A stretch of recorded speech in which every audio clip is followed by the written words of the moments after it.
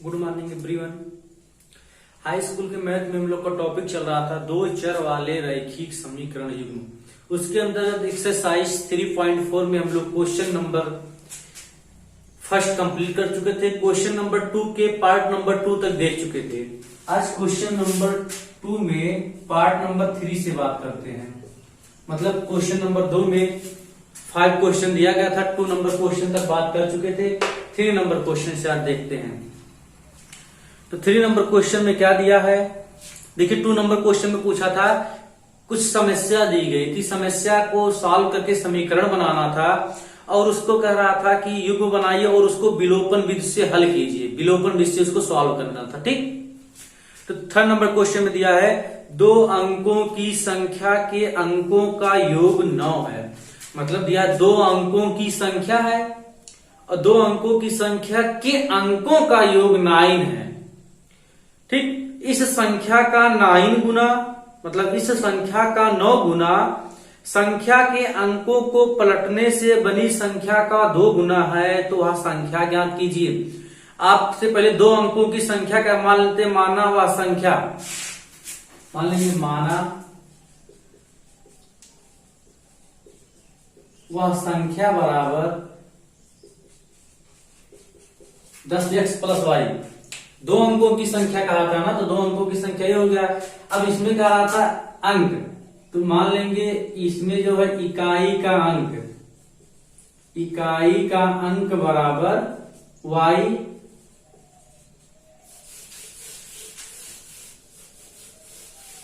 और दहाई का अंक मान लेंगे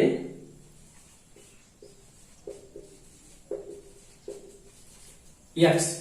इकाई का अंक मान लेंगे y और दहाई का अंक कितना मान लेंगे, x मान लेंगे।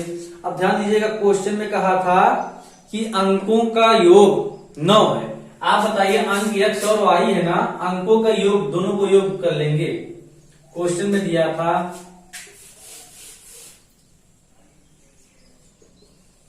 अंकों का योग। आप बताइए अंकों का योग कितना है, x और y है ना, अंकों का योग बराबर हो जाएगा 9 दिया है, तो अंकों का योग x + y बराबर 9। समीकरण नंबर कितना बन गया, 1। प्रश्नानुसार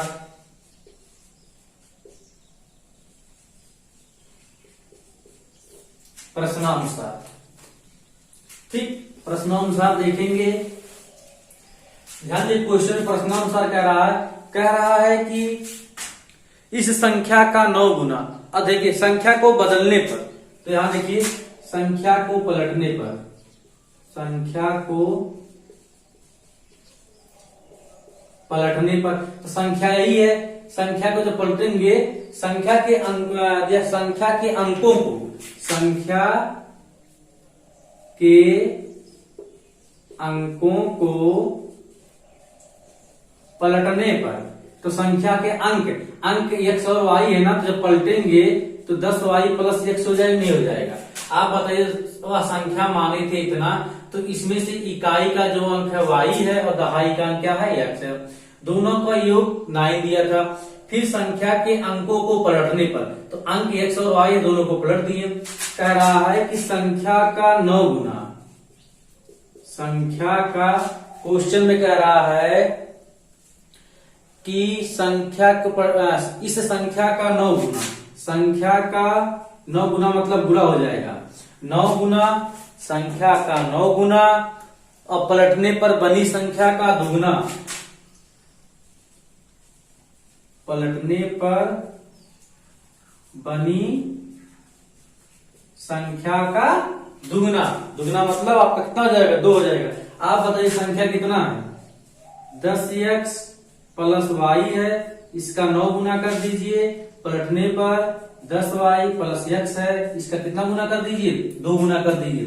अब अंदर मल्टीपल करेंगे, 10 9y 90x हो जाएगा ना, 9y, इसको पलटेंगे 10 दूना 20y + 2x। चर को एक तरफ, अचर को एक तरफ, देखिए 2x x इधर है, 90x में से 2x जब घटेगा 88x। ठीक, और ये जब हो जाए 9y है, इधर देखो 20y है, इधर जब आएगा तो 11y हो जाएगा, बराबर कितना हो गया 0। समीकरण नंबर 2। ध्यान दीजिए समीकरण 1 और 2 को देखिए, तो विलोपन भी से सॉल्व करना है ना, तो समीकरण 1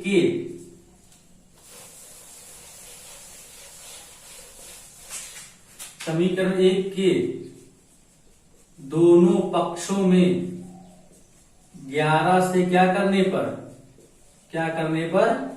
गुणा करने पर, 1 के दोनों पक्षों में, आप बताइए 11 से गुणा करेंगे दोनों पक्षों में तो हो जाएगा 11x प्लस 11y बराबर 99। ये हो गया।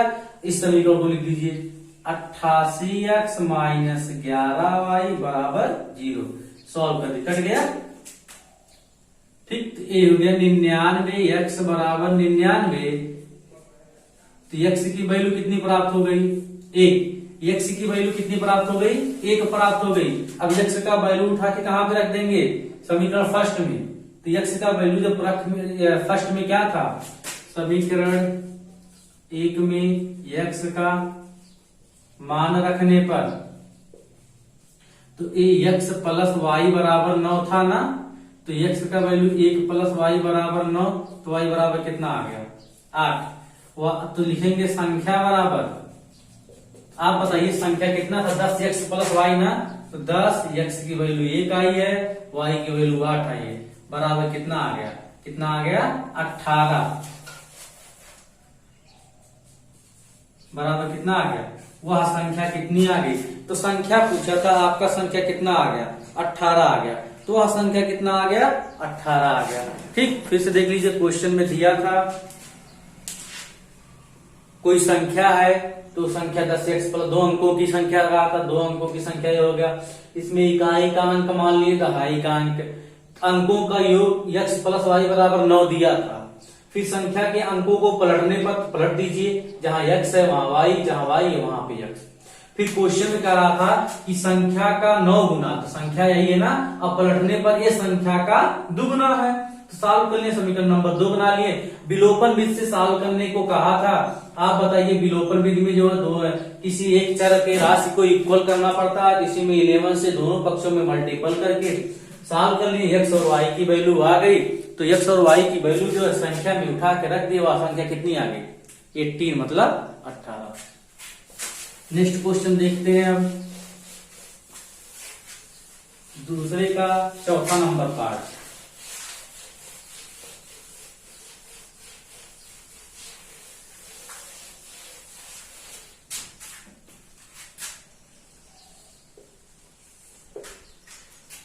देखिए पार्ट नंबर 4 में दिया है मीना 2000 रुपए निकालने के लिए बैंक गई।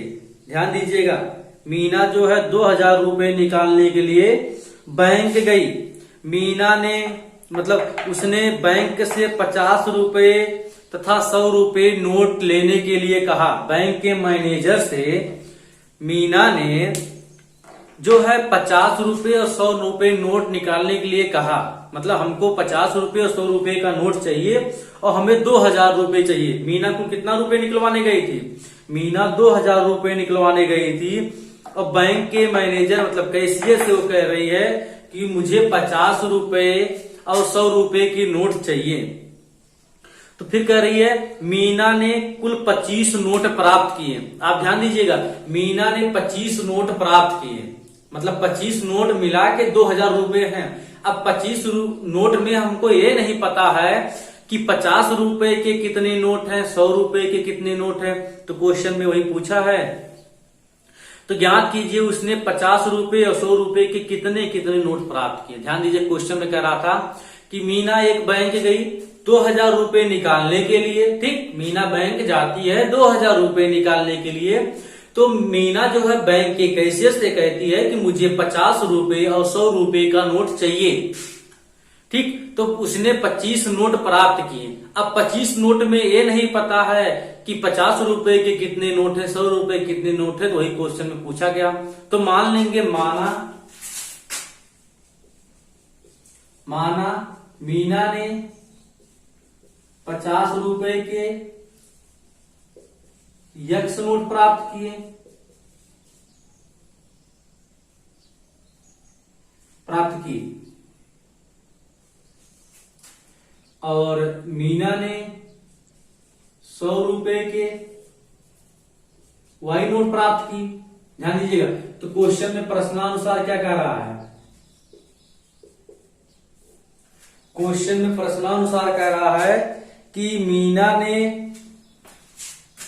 50 रुपए के यक्स नोट, आप बताइए 50 रुपए के कितने नोट, यक्स नोट, और 100 रुपए के वाई नोट प्राप्त करने के लिए। ध्यान दीजिएगा, प्राप्त करने के लिए 200 मतलब 2000 रुपए निकालना था। तो ये बताओ आप 50 एक्स हो गया प्लस 100 वाई बराबर समीकरण नंबर 1। ध्यान दीजिएगा, क्वेश्चन में कहा था, क्वेश्चन में कह रहा था कि 50 रुपए के यक्स नोट प्राप्त किए और वाई 100 रुपए के वाई नोट प्राप्त की। तो 50 रुपए में यक्स से गुणा कर दो, 100 रुपए में वाई से, तो 50 एक्स प्लस 100 वाई बराबर 2000। अब कुल नोट प्राप्त किए, कुल नोट आप बताओ यक्स के और वाई दोनों नोट मिला के, यक्स वाला वाई वाला दोनों नोट मिला के उन्होंने 25 नोट प्राप्त किया। तो समीकरण नंबर 2 हो गया। अब ध्यान दीजिए, इसी समीकरण में विलोपन जिससे सॉल्व करना तो लिखेंगे समीकरण सेकेंड में कितने से गुणा कर दे, 50 से। तो सब विलोपन जिससे सॉल्व करना है ना, तो जब सॉल्व करेंगे तो हो जाएगा 50 एक्स प्लस 50 वाई, और देखिए 25 पंचे 125, ये हो गया 0। तो 1250 हो जाएगा इसमें जब गुणा करेंगे। समीकरण 2 में 50 से गुणा करने पर कितने, दोनों पक्षों में। ठीक, अब ध्यान दीजिए, तो ये वाला समीकरण नोट कर दीजिए।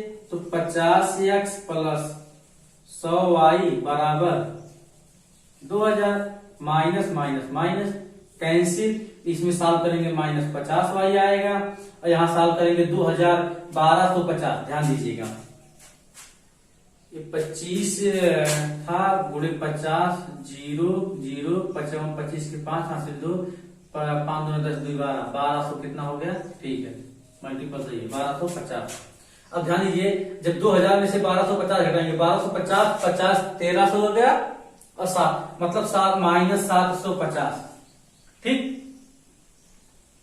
अब ध्यान देना, जी माइनस से माइनस कैंसिल हो गया, 0 से 0, 5 1 5, 5 तिहाई 15, तो आई बराबर 13 नोट जो है 100 रुपए के प्राप्त की।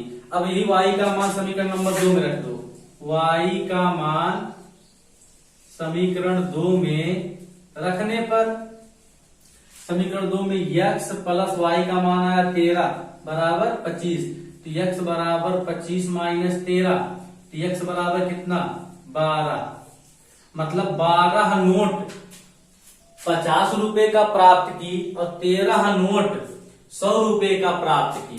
ये मतलब 50 रुपए का 12 नोट और 100 रुपए का 13 नोट, दोनों जोड़ दो, देखो 25 के बराबर होता है कि नहीं होता, 25 के बराबर है ना। तो 12 रुपए का 12 नोट 50 रुपए का, 13 नोट 100 रुपए का प्राप्त की, दोनों का जो योगफल आएगा 25 आएगा। और रुपया कितना निकालने गई थी, 2000। 2000 रुपए में 12 नोट 50 के हैं, 13 नोट 100 रुपए के हैं। यही क्वेश्चन में पूछा था। फिर से समझ लीजिए, क्वेश्चन में कहा था कि मीना जो है 2000 रुपए निकालने के लिए बैंक जाती है और बैंक के कैशियर से बोलती है कि मुझे 50 रुपए और 100 रुपए के नोट चाहिए और मुझे 2000 रुपए निकलवाना है।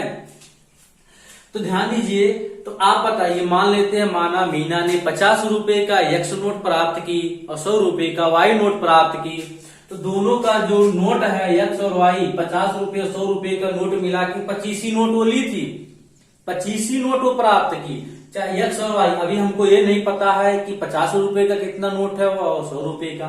तो मान लेंगे माना 50 रुपए का एक्स नोट प्राप्त की, 100 रुपए का वाई नोट प्राप्त की। 50 रुपए का एक्स नोट और 100 रुपए का वाई नोट प्राप्त करने के लिए 2000 रुपए निकाली।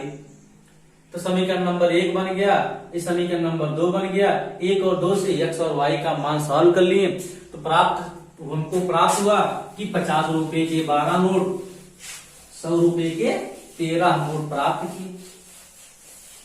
नेक्स्ट क्वेश्चन देखते हैं, दूसरे का लास्ट नंबर क्वेश्चन।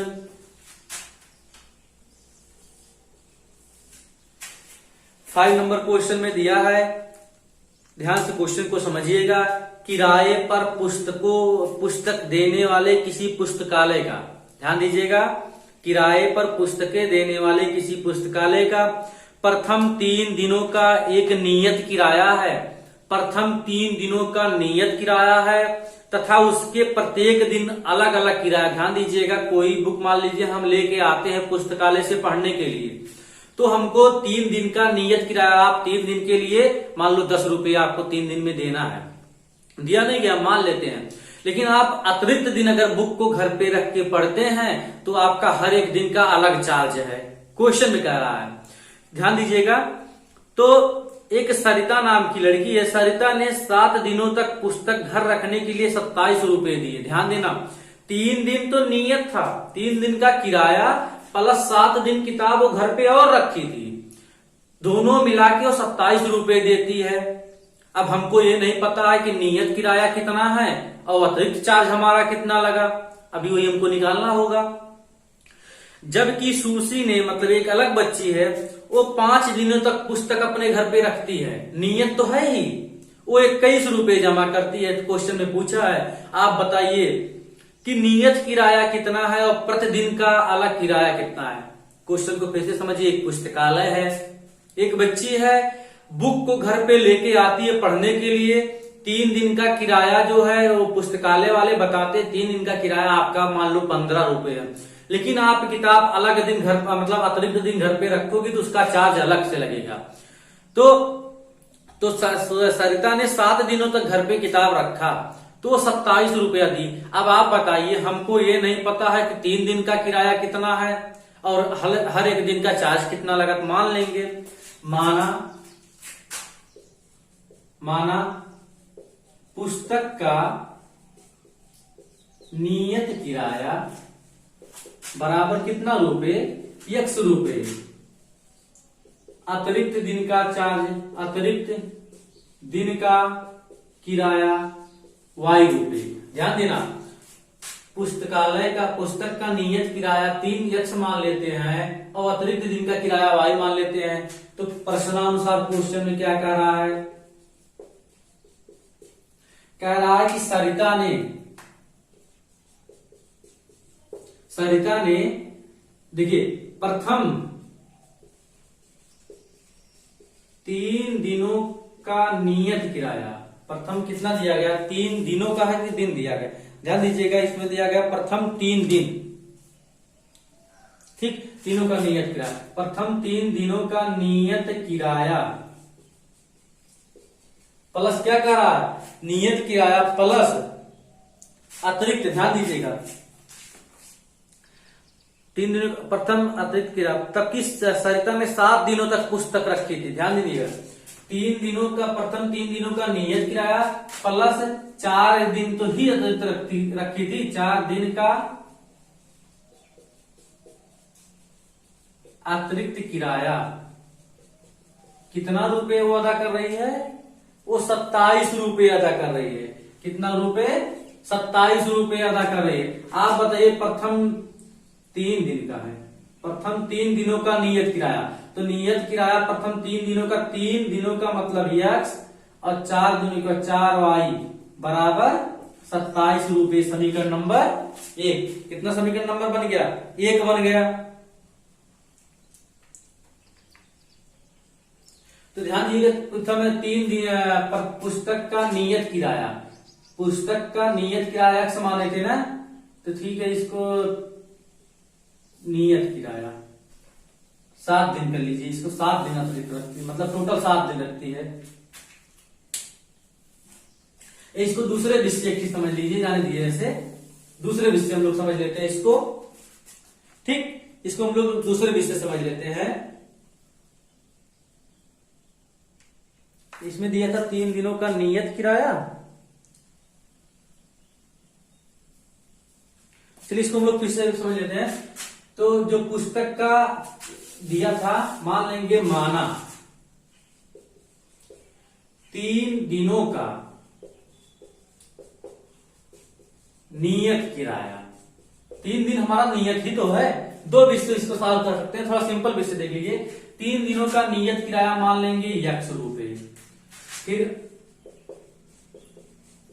अतिरिक्त दिन का किराया मान लेंगे y रुपए। प्रश्नानुसार आप बताइए, तो लिखेंगे प्रश्नानुसार क्वेश्चन में कह रहा है कि 3 दिनों का नियत किराया प्लस 7 दिन बुक घर पे रखती है सरिता ना, सरिता के लिए है ये, तो प्लस 4 ही दिन तो बचता है। 4 दिन का अतिरिक्त किराया कितने रुपए उसको अदा करना पड़ रहा है? 27 रुपए।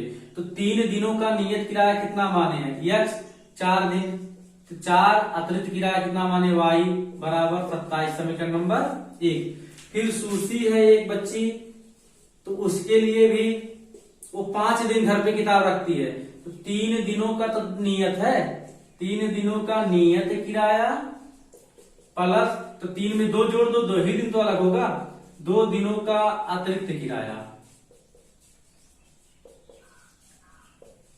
बराबर कितना दिया है? इसका अतिरिक्त किराया दिया है 21 रुपए। कितने रुपए? 21 रुपए। तो x प्लस 2y बराबर 21, समीकरण नंबर 2। ध्यान दीजिएगा, इसको दूसरे विषय से बता दी, सिंपल है। 3 दिनों का नियत है, तो 3 दिनों का नियत किराया मान लेते हैं x, अतिरिक्त किराया मान लेते हैं y। तो 3 दिनों का नियत किराया, 7 दिन पहले रखती है वो बुक, प्लस 4 ही दिन तो बचता है, तो 4 दिन का अतिरिक्त किराया 27 हो जाएगा। सुशी जो है 5 दिन बुक को रखती है, 3 दिन का नियत है, 2 दिन अलग दे रहा होगा। अब समीकरण 1, 2 से सॉल्व कर लीजिए, तो x प्लस 4y बराबर 27, तो x माइनस 2y बराबर 21, प्लस है minus minus minus cancel, solve करेंगे तो 2y बराबर 6, 21 से 27, 2 तिहाई 6, तो y बराबर कितना आ गया? 3। तो y बराबर कितना आ गया? 3। अब y का मान उठा के इसमें रख दीजिए, x का मान आ जाएगा। y का मान समीकरण 1 में रखने पर तो x प्लस 4 गुणे 3 बराबर 27, तो x 4 तिहाई 12 बराबर 27, तो x बराबर 27 माइनस 12, तो x बराबर 7 में से 2 जाएगा 5, 15। तो नियत किराया कितना है? तो नियत किराया 15 रुपए है और अतिरिक्त किराया 3 रुपए है, तो नियत किराया कितना रुपए हो गया? 15 रुपए और अतिरिक्त किराया कितना रुपए? 3 रुपए हो गया। ठीक, तो नियत किराया 15 रुपए, अतिरिक्त किराया कितना रुपए हो गया? 3 रुपए हो गया। यही पूछा था आपसे, सॉल्व हो गया। ठीक, ये चैप्टर आपका एक्सरसाइज जो है 3.4 समाप्त होता है। अगले वीडियो में हम लोग एक्सरसाइज 3.5 की बात करते हैं। ठीक।